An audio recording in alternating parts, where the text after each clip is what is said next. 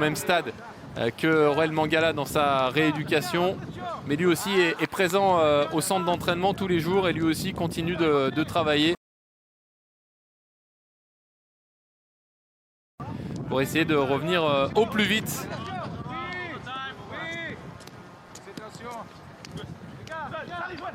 Ça ne fait entre guillemets que 3 mois pour Ernest Nuama, alors que pour Aurel Mangala ça fait maintenant quasiment 6 mois.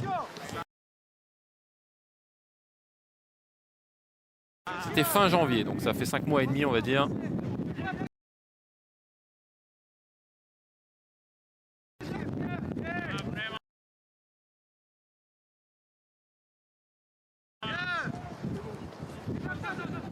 Hop, Malik Fofana qui récupère ce ballon vers Nelson Semedo, l'un des analystes vidéo du staff de Paulo Fonseca. On voit également Paulo Ferreira, on voit Georges Maciel. Et difficile de donner une date parce que ça dépend de chaque joueur, la rééducation. Il y a un deuxième joueur, vous le savez, qui a été victime d'une rupture des ligaments croisés. C'est Ernest Nuama. Le Ghanéen, lui, c'était en avril, c'était début avril contre Lille, donc il n'en est pas évidemment au même stade que Aurel Mangala dans sa rééducation, mais lui aussi est présent au centre d'entraînement tous les jours et lui aussi continue de travailler pour essayer de revenir au plus vite.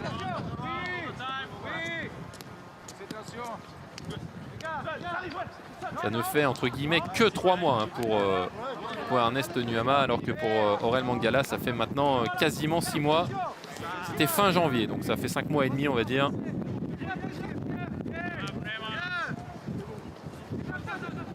Hop, Malik Fofana qui récupère ce ballon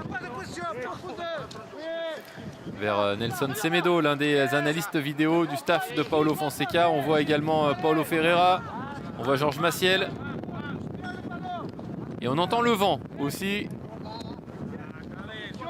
C'est peut-être pas plus mal parce que la semaine dernière, il y avait une vraie canicule qui s'abattait sur Lyon. Au moins là pour la reprise aujourd'hui, les joueurs ne souffrent pas de la chaleur. Ils s'entraîneront demain après-midi également. Puis après, ils vont pas mal doubler les séances.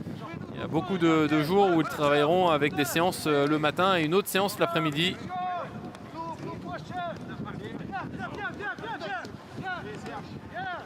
Un 1-2 brésilien entre Abner et Adrielson.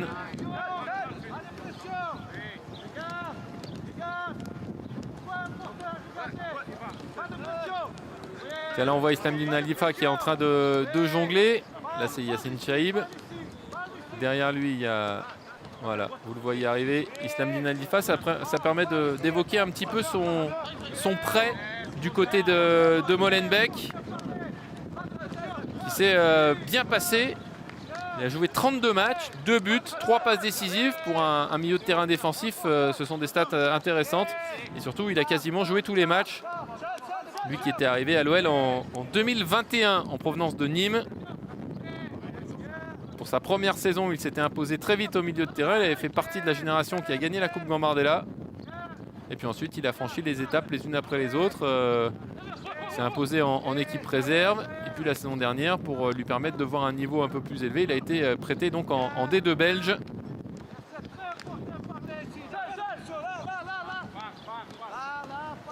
À côté de lui, là, on peut suivre Rémi Imbert. On en parlait tout à l'heure, le jeune attaquant. Il est passé à droite.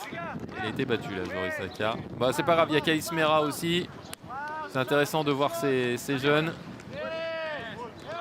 Voilà, les deux sont côte à côte. Ça, c'est Kaïs Mera, celui qu'on voit. Lui, c'est véritablement un profil très lyonnais, si je peux dire, de l'académie. Grosse vision du jeu, grosse technique individuelle.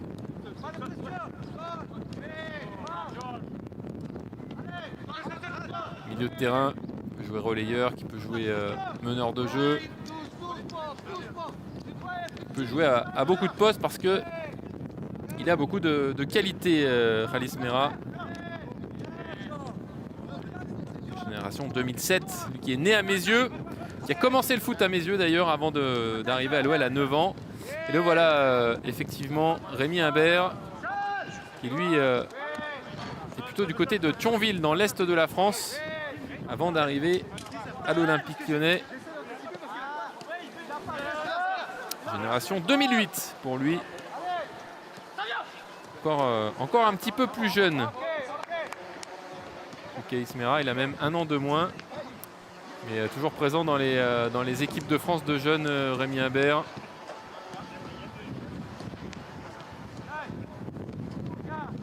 C'est pour ça que quand on entend et quand on voit ces profils-là, toujours embêté quand j'entends qu'on ne forme plus de joueurs à l'Olympique Lyonnais.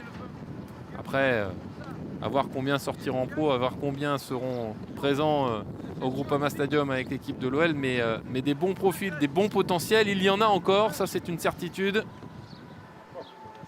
Enzo Molébé également, n'oublions pas que génération 2007 pour Enzo Molébé seulement. Et déjà 2 matchs en pro, 2 bouts de match en tout cas. Il avait joué à Karabag, il était rentré à 8 minutes de la fin. Et puis il était rentré à Feigny-Aulnois également en Coupe de France. Il attend son premier match en Ligue 1. Mais il a déjà 2 bouts de match en professionnel, Enzo Molébé. Il a beaucoup joué également la Youth League, beaucoup joué en réserve également la saison dernière. Et lui va avoir effectivement aussi des attentes cette saison. Il va vouloir essayer de gagner du temps de jeu. Comme Achraf Laziri peut-être. Et on voit Clinton Mata aussi. Clinton Mata juste à côté de lui. Vous avez certainement vu le sans crampons qu'on a sorti il y a à peu près un mois sur les antennes d'OL Play et sur la chaîne YouTube de l'Olympique Lyonnais. C'est un tout nouveau programme. On l'a inauguré avec Clinton Mata. Ça vous permet de mieux voir et de mieux comprendre la personnalité des joueurs. Ils nous font découvrir une de leurs passions. Et en l'occurrence, c'était la photographie pour Clinton Mata.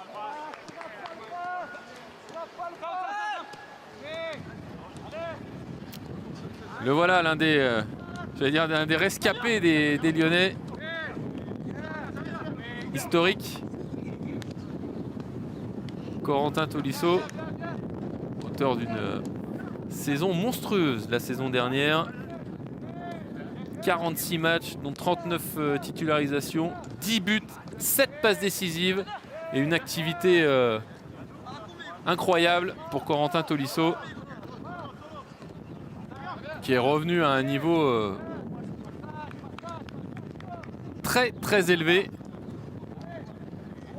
Alors je ne m'engagerai pas sur meilleur qu'en 2017, presque aussi bon, encore un tout petit peu en dessous, ça j'en sais rien, mais ce que je sais c'est qu'il est revenu à un niveau très élevé, Corentin Tolisso.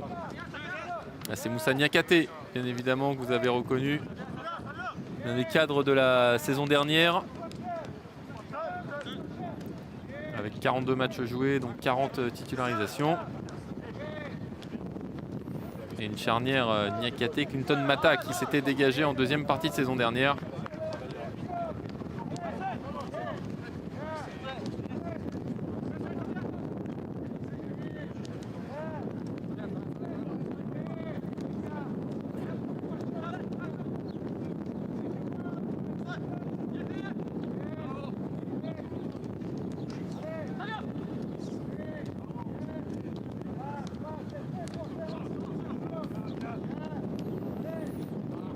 Alors qu'il commence à y avoir quelques petites chasubles distribuées. Ça c'est intéressant parce que vous voyez très clairement que les premiers entraînements sont tous faits avec ballon.